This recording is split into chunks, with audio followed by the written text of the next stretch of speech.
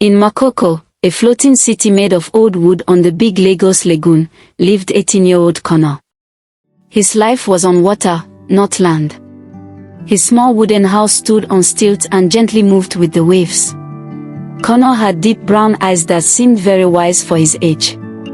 He was very shy and quiet, unlike the other noisy children. While they laughed and played in small canoes, Kunle sat alone, watching the water and thinking deeply.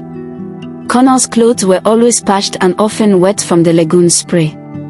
His family was poor, like most people in Makoko. His father, Papa Kunle, was a fisherman, but it was hard to catch fish because big boats from the city took most of them. His mother, Mama Kunle, sold dried fish at the busy, noisy market. Her voice was soft and calm in the middle of the loud crowd. Even though his parents worked very hard, their small home often had little food, and hunger was always there, making life difficult. People in Makoko knew Kunle as the quiet boy. Older boys, loud and sometimes cruel, would tease him. "Hey, Offa. Can't you talk?" they'd taunt, using a derogatory term for someone mute. Kunle would just look down, his heart heavy, words trapped in his throat like fish caught in a net. He longed to tell them, his mind buzzed with thoughts, his heart overflowed with feelings. But silence remained his prison. However, Kunle held a secret. When Makoko finally grew quiet, when the last fishing canoes had returned, gliding silently through the fading light, and the sun dipped low, painting the sky in fiery hues, Kunle would slip away. He had found an old, broken wooden toolbox, discarded and forgotten. With nimble fingers, he had repaired it, pulling tight fishing lines across its surface, tuning them by feel. It was his box-string guitar. 2 empty metal milk cans and a broken plastic bucket became his drums, and 2 smooth pieces of driftwood, perfectly worn by the water, served as his drumsticks. He went to a hidden place, a quiet spot tucked away between 2 old, massive canoes, rarely moved. They smelled of aged wood and the lagoon's earthy scent, a comforting aroma. Their tall, weathered sides formed the perfect, secret room, a private sanctuary. Here, unseen and unheard, Kunle played. His small fingers, usually busy mending nets, danced on the fishing lines of his box string, creating soft, sweet sounds, sometimes sad, like a lonely bird's call, sometimes joyful and light, like sunlight on water. He tapped rhythms on his cans and bucket, boom tap tap, boom boom tap. The rhythm was steady, like the deep, constant heartbeat of Makoko itself. When Kunle played, he transformed. His face glowed from within, his eyes, usually downcast, sparkled like the morning sun on the shimmering water, alive with passion. A rare, genuine smile touched his lips, an expression of profound joy. The music inside him was like a powerful, unstoppable river, flowing freely. It made him feel happy, free, completely himself, liberated by the sounds he created. He played popular tunes, picking out melodies by ear, his natural talent astounding. But he also composed his own songs, springing directly from his heart, songs about hungry children, tired fishermen, the quiet dignity of the water, and his own unspoken dreams. His music was his voice, his true voice, the one that never got stuck, the one that truly spoke and was understood. One hot afternoon, the sun beat down on Makoko, making the air thick and still.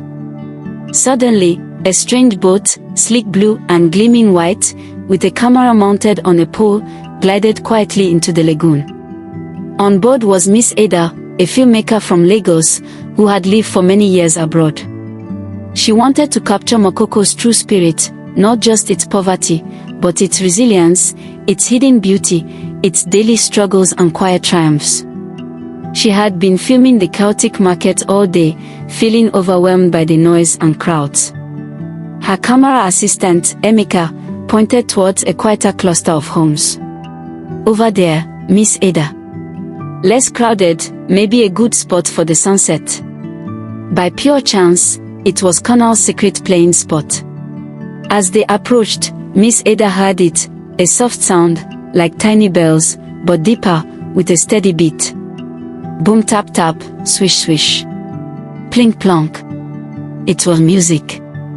Raw, real, like the lagoon itself, a melody that seemed to whisper ancient secrets. "Do you hear that, Emeka?" Miss Ada whispered, her eyes wide with surprise and wonder. "It's beautiful. So unusual, so pure." They moved their boat slowly, quietly, until they could just peek between the two old canoes. And there was Kunle. His eyes were closed, his small body swaying gently with the rhythm, lost in his world of sound. His fingers blurred on the fishing lines of his box string, the cans and buckets singing under his sticks. He played a song of sadness and hope, like a tiny bird singing its heart out after a storm. Miss Ada's heart beat fast. This was more than music, this was a soul speaking. Pure magic from broken tools. She quietly took out her phone and pressed record, careful not to break the spell. When Kunle finished, he slowly opened his eyes. He saw the boat, the camera, Miss Ada's wide, wondering eyes. His face, which had been so full of light, froze. Fear filled him. He wished the water would just swallow him whole, make him disappear. Miss Ada smiled softly, gently. "Hello, young man. Don't be scared. Your music, it's wonderful. Truly wonderful." Kunle just stared, silent. Emeka spoke kindly. "He's shy, Miss Ada. Many children here are quiet around strangers." Miss Ada understood. She stepped onto the wooden path, slowly, carefully. "My name is Ada. I love your music, Kunle. You play beautifully. Where did you learn?" Kunle slowly looked up. He saw kindness in her eyes, not pity or judgment. He pointed to his chest. "Kunle," he whispered, his voice soft, barely audible. "Kunle," she repeated, a warm smile spreading across her face. "Do you play all the time?" He nodded. "Did someone teach you?" He pointed to his head. "Here. Inside. It just comes out. They flow." Miss Ada was amazed. A natural genius. "Can you play another song for me, Kunle? Please. I would truly love to hear more." Kunle looked at her, then at his instruments. A tiny spark of courage, a flicker of pride, lit up inside him. He nodded. He played again. This time, a happier, more joyful song, full of dancing notes, expressing a newfound connection, a blossoming of trust and joy. Miss Ada closed her eyes, letting the music wash over her. She knew she had found more than a film story. She had found a star, a magnificent talent hidden in the heart of Makoko. Miss Ada returned to Makoko many times, building a strong wall of trust between them. She never rushed Kunle, always talking gently, sharing stories of the city and distant lands, carefully expanding his world, opening his mind to new possibilities. Kunle, in turn, shared small things, mostly through nods and gestures, sometimes a murmured word. He learned to trust Miss Ada deeply. She listened, truly listened, even when he was silent, understanding the music in his eyes, the unspoken language in his quiet presence. One sunny morning, Miss Ada brought a special gift for Kunle. It was a small, simple notebook with crisp, blank pages and a brand new, sharp pencil. "You can draw your songs here, Kunle," she said, her voice soft and encouraging. "Or you can write down the feelings you have, the words that get stuck. It's for your music, for your dreams." Kunle touched the smooth pages, his eyes wide with wonder. He immediately started drawing simple pictures, fish, canoes, the sun, and sometimes, squiggly lines that looked exactly like musical notes. It was his silent language made visible. A few weeks later, Miss Ada brought another gift, something that made Kunle's heart thump so hard he thought it would burst right out of his chest. It was a small, real guitar. Not a very expensive one, but a proper wooden guitar with shiny, clean strings. It smelled of new wood and boundless possibility, a scent of the future, a doorway to a new world. Connor's eyes grew wide like saucers. He reached out a trembling hand and touched it gently. "It's for you, Connor," Miss Ada said, holding it out carefully. "May it help your songs fly even higher, reach more people." Connor carefully took the guitar. It felt surprisingly light and perfectly balanced in his small hands. His small fingers, so used to the rough fishing lines of his box string, moved with an almost magical grace and ease on the new, smooth guitar strings. He plucked a single note. Twin. It sounded so clear, so loud, so beautiful, ringing out over the quiet lagoon. He closed his eyes, listening intently to the clean, pure sound. Then he started to play a simple tune he knew, a melody he had made up on his old box string. The notes flowed effortlessly, filling the air, pure and bright, transforming his secret tunes into something clearer, richer, more vibrant. Words slowly but surely started to spread in Makoko. "That quiet boy, Connor, he has a new instrument now. He plays like a spirit." Children and curious teenagers would try to sneak and listen to him. His father, Papa Connor, at first didn't fully understand. "What is this music business, Connor?" he would grumble. "Why are you not helping with the nets? Hungry bellies don't fill with music." But Mama Connor, she knew. She would watch him, a small, knowing smile on her lips, seeing the light in his eyes when he played, a profound joy that transformed him. She knew this was more than just a hobby, it was his true calling, his purpose.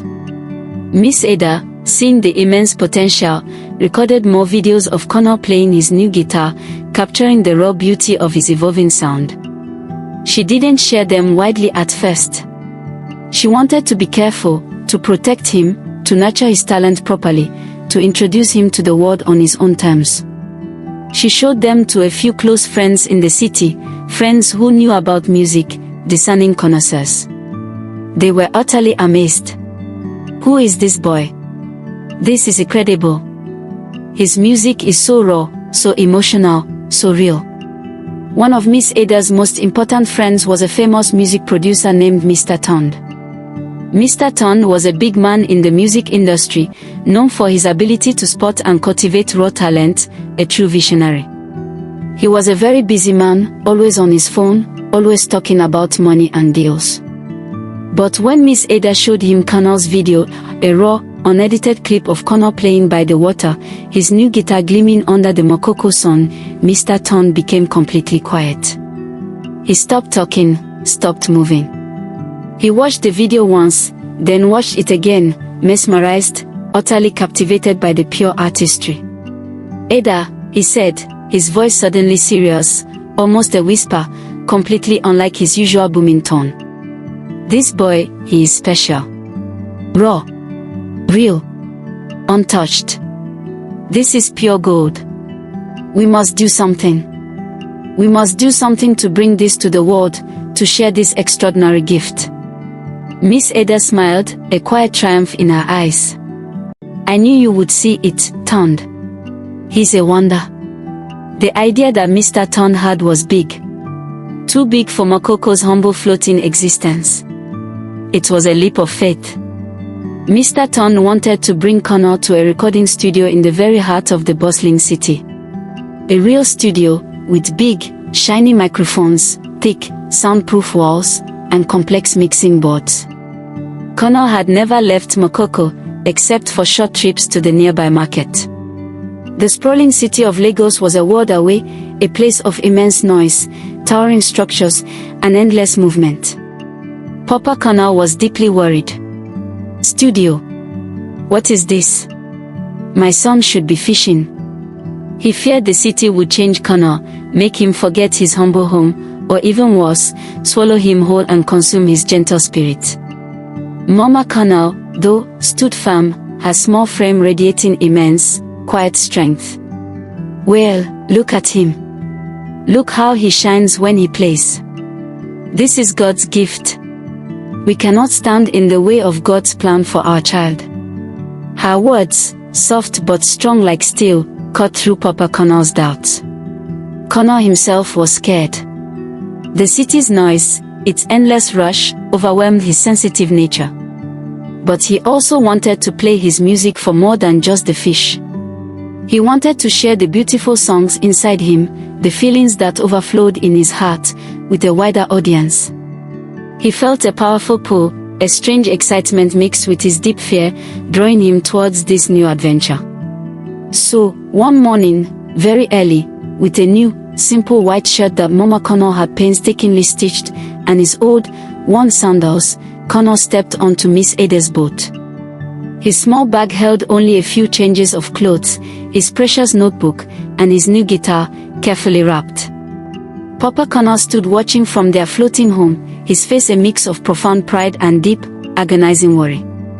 Mama Kunle held his hand tight, her grip firm and reassuring, her eyes full of a mixture of soaring pride and a small, aching fear. His little sisters waved goodbye. The journey to the city was long and full of new, astonishing sights. Kunle sat quietly, his eyes wide, taking everything in. He saw cars as big as houses, and buildings so tall they seemed to disappear into the clouds. The noise of the city was like 1,000 drums beating at once, overwhelming him. He held Miss Ada's hand tightly, feeling safe and anchored in her comforting grip. They arrived at Mr. Ton's studio. It was a big building, cool and dark inside. There were strange machines with many buttons and bright lights. Mr. Ton met them with a big smile and a booming voice that filled the quiet space. "Welcome, Maestro." Kunle didn't know exactly what it meant, but he felt important, special. In the studio, Mr. Ton led Kunle into a large room with soft, padded walls. It was quiet, completely quiet, like the bottom of the lagoon. There, on a tall stand, was a new, shiny guitar. It was bigger and heavier than Miss Ada's gift, with rich, dark wood and strings that gleamed under the soft lights. Kunle touched the strings with a gentle reverence. They felt perfect, humming softly under his tentative touch. "Just play, Kunle," Mr. Ton said, his voice suddenly soft, tender. "Play what you feel. Whatever song is in your heart. Let it all out." Kunle sat on a tall chair in front of a big, dark microphone. He closed his eyes, shutting out the intimidating equipment, shutting out the city, everything but the music within him. He thought of Makoko, the gentle rocking of his home, Mama Kunle's smile, Papa Kunle's calloused hands, the teasing boys, and how music always made the bad feelings go away. And he started to play. The first notes were a little shaky, a ripple of nervousness. But then, the music flowed, clear and pure, gaining strength. It filled the big studio, bouncing off the soundproof walls. It was a sad song, then a hopeful one, then a song of quiet determination. It had the distinct sound of water, the gentle cries of birds, the quiet strength of Makoko, the struggle and the joy, the essence of his home, distilled into sound. It was a story told without words, a heartfelt narrative. Mr. Ton and Miss Ada listened, their mouths slightly open, their eyes wide with awe, completely lost in the music. This was not just notes, this was a soul speaking, raw emotion poured out through the strings. It was a purity they rarely encountered in the manufactured world of music, a true, untouched gem. After Kunle finished, the room was quiet. So quiet you could almost hear your own heartbeat. Then, Mr. Ton broke the silence. He clapped his hands loudly, a sound of pure, unadulterated joy and triumph. "Amazing. Simply amazing," he boomed. "This boy, he is magic. Pure magic. A true artist, a once-in-a-lifetime talent." Kunle felt a warmth spread through him, a feeling of happiness, acceptance, and profound validation. For the first time, he felt truly seen, truly heard, not just by his mother, but by these two important, powerful people. His music, his deepest secret, was now out in the world, and people didn't just like it, they loved it. More than that, they understood it. Kunle started coming to the studio every day, a big change from his life in Makoko. He still didn't talk much, often communicating with nods, gestures, or drawings. But with his guitar in his hands, he spoke volumes, his melodies filling the silence. The music he created was rich, complex, full of raw, honest emotion. Mr. Ton started bringing in other musicians, famous session players, masters of their craft. At first, they were skeptical. This small boy from the slum, can he truly keep up? But when Kunle played, when his pure, soulful guitar notes danced effortlessly with theirs, weaving seamlessly into their compositions, his raw talent undeniable, their doubts melted away. They respected his raw, untaught talent, his intuitive understanding of rhythm and harmony. They started recording his songs properly, laying down tracks, mixing sounds, turning his raw talent into polished, beautiful recordings. Mr. Ton ensured Kunle's unique sound stayed pure, untouched, never overproduced or artificial. Miss Ada was always there too, her presence a calming anchor, encouraging him to play from his heart, ensuring his authenticity. But not everything was easy. The music business was a rough world, full of sharks and people who only saw numbers and profit. Some industry executives heard about Kunle, this Makoko miracle, and they saw him not as an artist, but as a product, something to be sold, packaged, and exploited. A boy from Makoko. He needs a new name, a flashy look, to talk more. How will we market a silent boy, they'd sneer. Mr. Ton always stood firm against these incessant pressures. No, he would boom, silencing any arguments. His quietness is his strength. His story is his power. We don't change him, we let him shine as he is. His music speaks louder than any words. One day, a very big record company boss, Mr. Collins, came to the studio. He was a rich man, known for his sharp, expensive suit and his hard, unyielding face, with cold eyes that seemed to only see numbers, not human beings, not art. He sat and listened to Kunle play a few songs, never smiling, his face a mask of calculation. He said, finally, tapping his fingers impatiently. He's good, yes. But he's too raw. And he doesn't speak. How will he do interviews? How will he connect with fans? People want charisma, not quiet contemplation. Make him sing a pop song. Make him dance. Give him a catchy stage name. Kunle, who had been sitting quietly in the corner, understood enough. They wanted to change him. His heart sank, a cold knot forming in his stomach. He looked at Miss Ada, then at Mr. Ton, his eyes sad, full of a quiet plea, please don't let them change me. Miss Ada, seeing the pain and fear in Kunle's eyes, stepped forward, her voice firm, unyielding. Mr. Collins, Kunle's strength is his authenticity. We cannot ask him to be someone he is not. That would be a betrayal of his immense talent, and a betrayal of him as a human being. Mr. Ton nodded, his jaw set, his eyes hard and determined. She is right. He will not change, Mr. Collins. This is Kunle. This is his art. Take him or leave him. We believe in his unique voice more than any trend. Mr. Collins scoffed, a disdainful, arrogant sound. Then I leave him. Good luck selling silence, turned. You're wasting your time. He turned sharply and walked out of the studio, his words like sharp, stinging stones thrown at Kunle's heart. Kunle felt tears sting his eyes.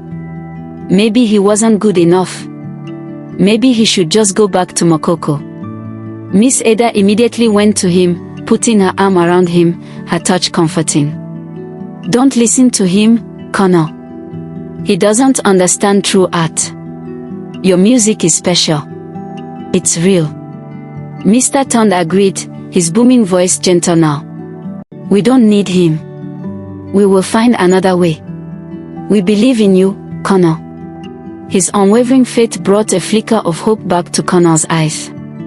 Mr. Ton decided to try something completely different, something daring. Instead of seeking big record companies, he decided to release Kunle's music independently, online. He had heard about how independent artists were finding incredible success using the internet, reaching people directly, bypassing the traditional gatekeepers. It was risky, but Mr. Ton had a feeling that Kunle's music was meant for the world, and the internet was the quickest, most authentic way to get it there, raw and pure. Miss Ada, with her keen eye for compelling storytelling and her exceptional filmmaking skills, was essential to this bold plan. She used her videos not just to show Kunle playing, but to tell his entire journey, his incredible transformation. She filmed his humble life in Makoko, the wooden homes, the bustling market, his secret playing spot with his old box string. Then, she contrasted it beautifully with his journey to the city studio, the quiet dedication in his eyes as he embraced his talent. Her videos were simple, honest, and incredibly touching, connecting deeply with viewers. They showed a profound human story of perseverance, dreams, and undeniable talent. They chose Kunle's first song to release, the melody that had so deeply affected Miss Ada. They called it Makoko Dreams. It was a soft, beautiful instrumental song with Kunle's guitar playing the main part, a haunting, evocative melody. It subtly incorporated the gentle sounds of water lapping, the distant cry of a bird, and subtle drums that mimicked the heartbeat of Makoko, creating an immersive, emotional experience that transported listeners to his world. They carefully prepared the video and the song, fine-tuning every detail, then put it on a popular video website on the internet, pressing the publish button with a mix of nerves and overwhelming excitement. The first day, nothing much happened. A few hundred views. The next day, a slow trickle. But then, something amazing started to happen. People started sharing the video. One person shared it with a friend. "You have to see this. Incredible. Gave me chills." Then that friend shared it with 10 more people. Soon, the comment section exploded. "This is so beautiful. Never heard anything so pure. Who is this boy? His music touches my soul. From Makoko. Truly inspiring." Makoko Dreams started to fly across the internet like a little bird, carrying Kunle's music to every corner of the world. Its quiet, emotional beauty was a stark contrast to the loud, flashy, often superficial music that dominated the charts. People were hungry for something real, something authentic, something that spoke to their deepest feelings. Famous musicians heard it and shared it on their own social media pages, praising Kunle's unique gift. Big news channels and online magazines started asking, "Who is the silent maestro from Makoko? Is this the next big thing?" Suddenly, Kunle was famous. But not in the loud, flashy, manufactured way Mr. Collins had wanted. He was famous because his music was true, because his story was real, because his talent was pure and undeniable. He had touched hearts not with spoken words, but with the universal language of melodies and raw emotion, a language that transcended all barriers. His impact was profound precisely because it was genuine, authentic, and deeply human. The calls started coming in from everywhere. From music promoters, prestigious festival organizers, and cultural institutions. One day, a huge music festival was happening right there in Lagos, held in a massive stadium. Mr. Ton got a call, his face beaming with unconcealed excitement. "They want Kunle to play," he shouted. "They want him to close the show. The main act." Can you believe it, Ada? Kunle, when told, was scared. Profoundly scared. A huge stage. Thousands upon thousands of people, all staring at him. He had never played for so many people before. His knees felt weak. He just wanted to run back to his quiet corner in Makoko.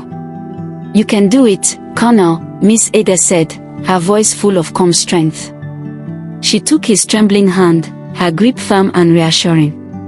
"Just close your eyes, Kunle, and play for Makoko.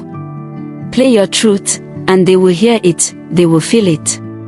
His parents, Papa Kunle and Mama Kunle, came to the city for the very first time to see their son perform. It was a journey of sheer wonder for them. They were utterly amazed by the impossibly tall buildings, the endless stream of cars, the dazzling, bright, flashing lights of the city at night. They were so proud, their hearts bursting with an emotion too big for words. Papa Kunle, who once doubted and grumbled, now had tears in his eyes as he held Kunle's hand backstage. "My son," he whispered, his voice thick with emotion. "My musician. You have brought glory to our name, to our home, to our entire community."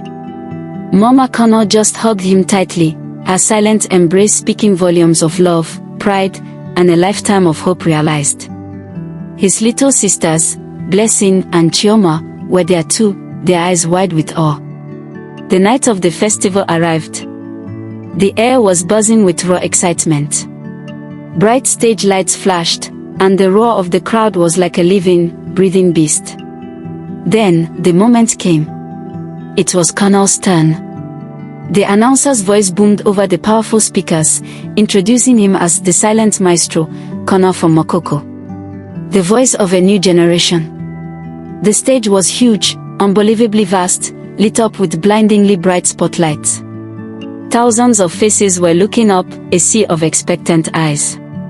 Kunle walked out, holding his guitar close. He was wearing a simple, clean white shirt and dark trousers. His bare feet felt the cool, smooth surface of the stage. A deep, profound silence fell over the crowd, a collective hush. People were curious. They had heard the stories, and now they wanted to experience it for themselves. Kunle walked to the center of the stage and sat down on a simple wooden stool. He didn't say a word, didn't wave, didn't offer a polite smile. He just closed his eyes. He took a deep, centering breath, and for a moment, he was no longer on a massive stage, but back in his quiet corner in Makoko, listening to the gentle lapping of the water. And then, he played.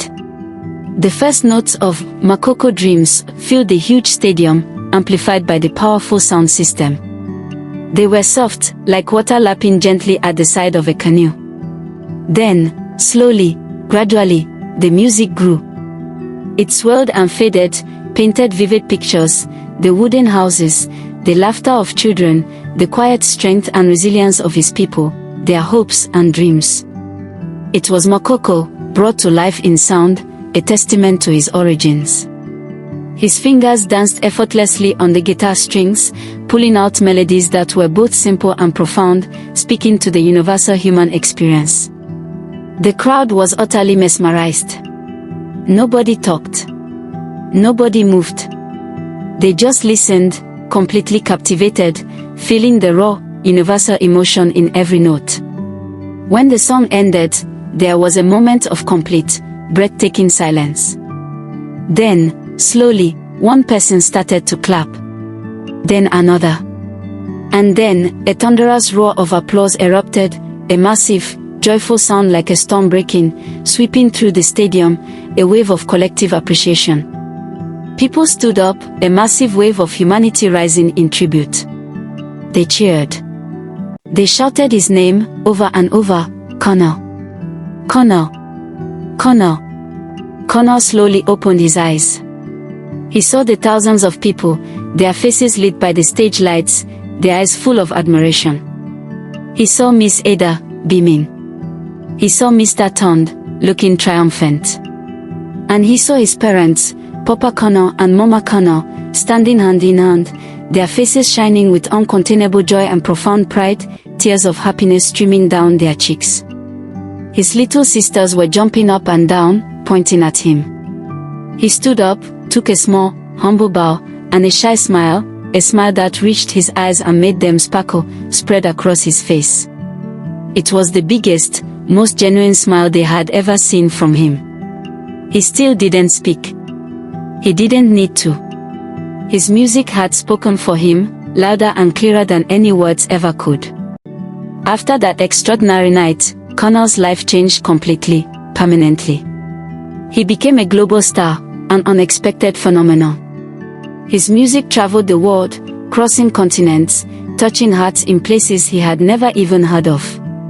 He played in grand concert halls in London, New York, Tokyo, and Paris, winning prestigious awards for his unique sound and inspiring story.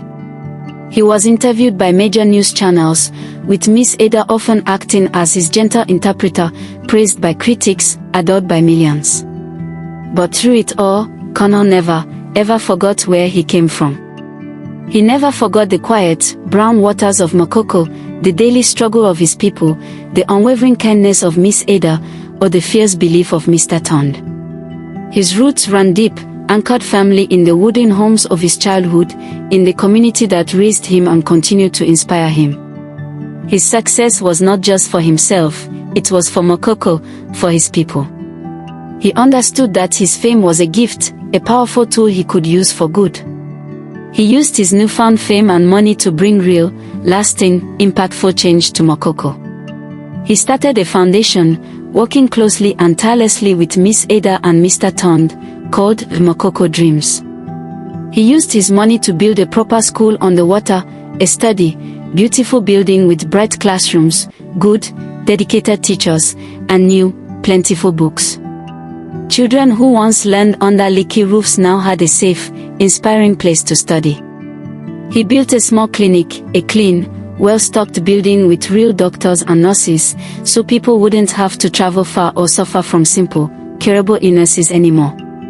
He bought new, modern boats for the fishermen and helped them get better tools and learn sustainable fishing methods, ensuring their livelihoods for the future and protecting the lagoon's fragile ecosystem.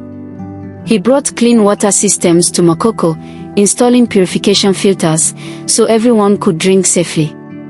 He didn't just give money or send resources, he visited often. Every few months, he would return to Makoko, no matter how busy his touring schedule became, his heart always pulling him home. He would play for the children, sitting among them, showing them simple guitar chords.